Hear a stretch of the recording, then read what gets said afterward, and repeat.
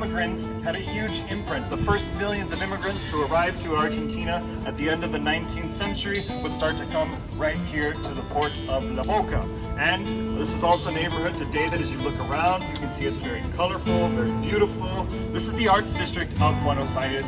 And for more than 100 years, there have been very important artistic movements that have been created from this side of the city. One of those being tango.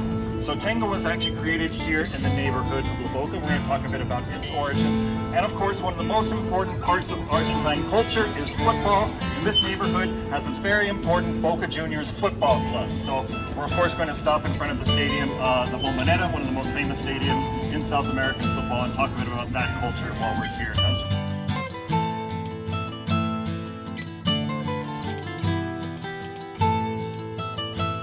A bit of shade over here. We're going to try to look for a little bit more shade as we continue along. Unfortunately, at this point, we don't have too much. But we just now walked to the port of La Boca, and coming to the port right now, we've reached the southern limit of the city of Buenos Aires. So, Buenos Aires, the southern limit, is actually that small river you can see on either side of the harbor. That's a river which is called Riachuelo.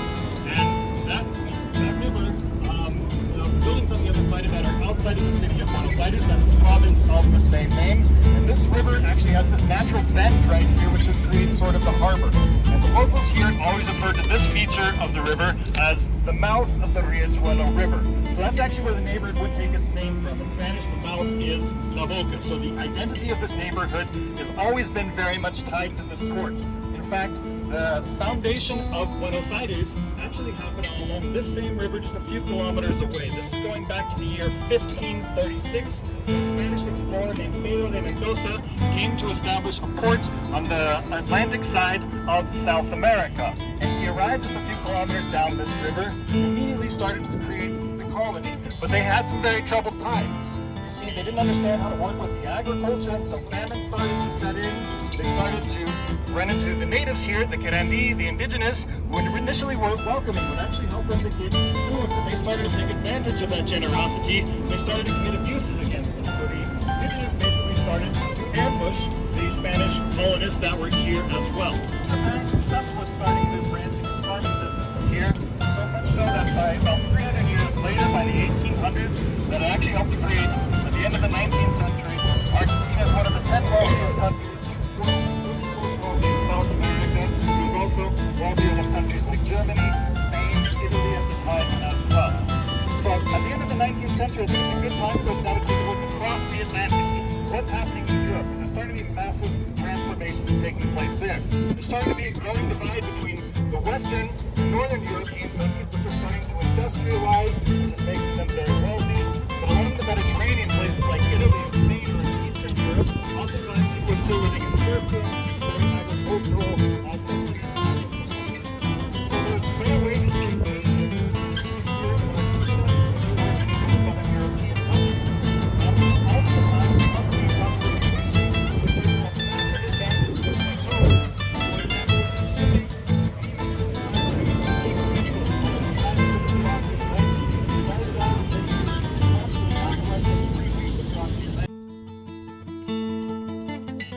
A statue of Benito Quintana Martin. So Quintana Martin would really be the visionary for creating all of these different artistic movements. His story is fascinating. He was born in this neighborhood. He was an orphan until the age of 6 when he was adopted. His father was a Genovese immigrant. His mother was an indigenous Guarani woman. They had a very modest business that would actually provide the charcoal for the boats here in the port.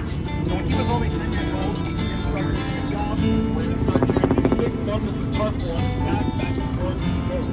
This of course is very difficult backbreaking type of labor. I think on Martinez in spare time, take those pieces of charcoal and start producing drawings on the sidewalk and walls. And he went to school. The interesting thing about La Boca is very marginalized immigrant area. They actually have excellent instruction in art and music in this neighborhood. So he started working with art and showing a lot of promise. He got back to the artists. He started teaching out of painting and oil. That was really a changing moment for the career.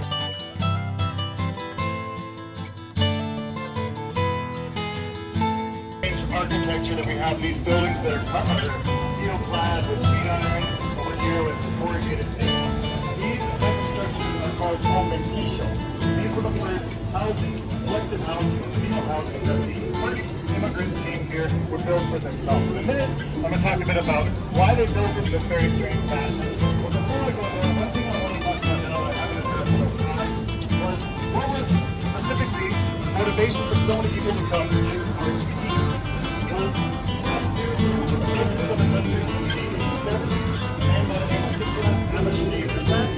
the country of Argentina only had about 1.5 million inhabitants in it, and ever since it started to think that in order to effectively govern its country, first you would have the populace. Establishing was meant to be aristocratic classes. Those people would be very Euro-centric, so he thought the ideal person to come over here to populate Argentina, to be its civilians, would be Europeans. He was thinking of the Western European and the Nordic countries, those that had largely already began to industrialize and become very wealthy. So in order to encourage those people to migrate here, he signed the law in 1876, the Law of Immigration and Colonization, which basically stated that for any immigrant that would migrate here, that they would provide temporary housing for them, they would even provide them land if they would go and work on that land. Looks very much, of course, like the accordion that it has bellows in it. It is in fact a German instrument that the Germans brought over here through immigration. But almost immediately after arriving to Argentina, this would basically become the most important instrument for tango. It's like the backbone of tango, essentially. It's like a portable pipe organ. It creates these very melodramatic, bassful tones, soulful tones that are so essentially for tango. At the same time, it can also mark the rhythm with it as well. Some of the most important tango composers like Astor Piazzolla and Michucho Troilo, this was their instrument of choice. Today, although this is a German instrument, today this is actually the national instrument of Argentina, which just goes to show you about how important this is for tango. So now, I'm going to be quiet, we'll have a chance to hear me get up later. Context, right? Inevitably, when you think about tango, you're thinking about images like this. Beautiful woman in a long flowing dress, very elegantly dressed man. Oftentimes they'll be sat aside on opposite ends of the dance floor. The man will make a very subtle nod.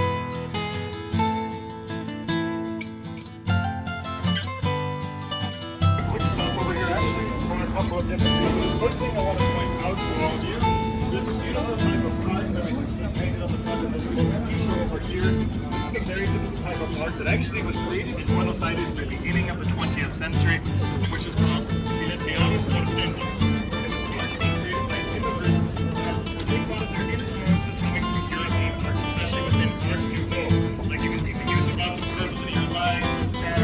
Flags, cornucopias, different animals and creatures. These are forms that always repeat themselves within this style of art that they are. Now, this over here is a very beautiful decorative form that I'm looking at. It was not the original use for the piano. The piano was immediately used as commercial art to make signage to advertise local businesses, on the outside of buses, delivery trucks to other cities, to other types of matters.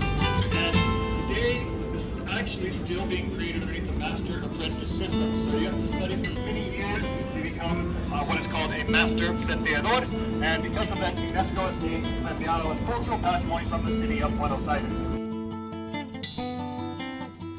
It's actually brought right to your table, and I guarantee you'll be rolling out of the place after having one of those. Mocheca is sweetbreads. You know what sweetbreads are? No, it's a gland within the cow that comes right here. It's used as a delicacy in many cultures. For me, it's one of the best things you can ever put on a barbecue. If you put it on there and grill it up till it gets really crispy, it's like eating butter, basically. It's like eating grilled butter. It's phenomenal. When you find someone that does it right, nothing is done better. Mocheca.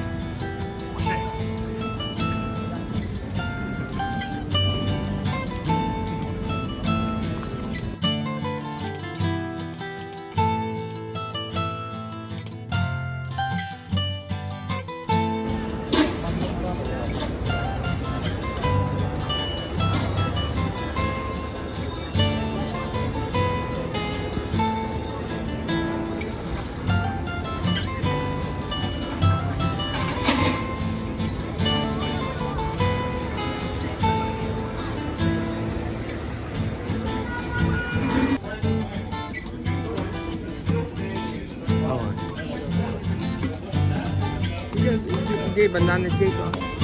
Loro martini di jadi soda.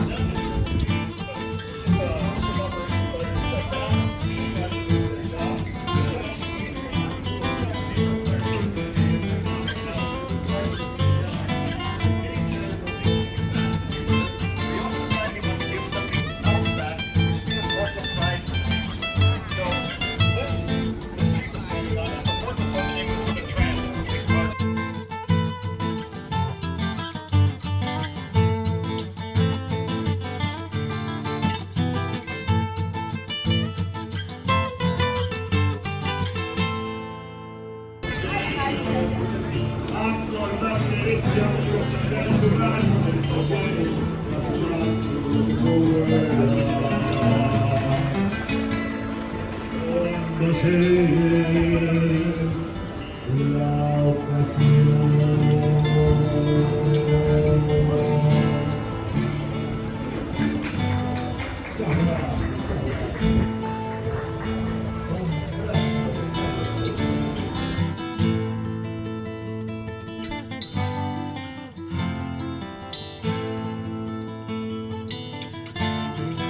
you this mural and tell you the story behind it. Underneath it says the Republic of Boca. So we think about that even based on the immigrants coming to Argentina or now. The same that we do for the neighborhood of Boca.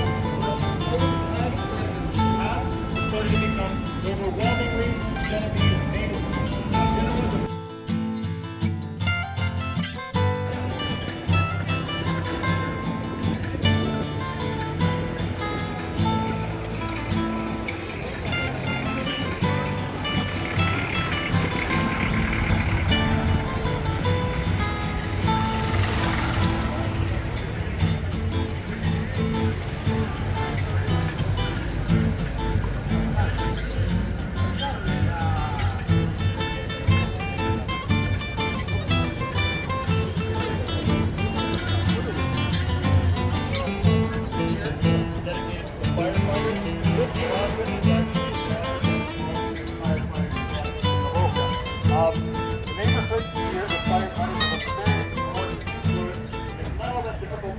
Why we start thinking back to the main type of housing that was used in here. You know that these Romantico housing is really the only place you're going to find wooden construction in the entire city of Buenos Aires.